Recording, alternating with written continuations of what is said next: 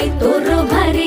दिसते भारी गणपतीची स्वारी अन आला धादिस मामाच्या घरी मालवण चिपळूण सावंतवाडी माझ्या कोकण गावांचो दिमाग भारी दिसते भारी गणपतीची स्वारी माझ्या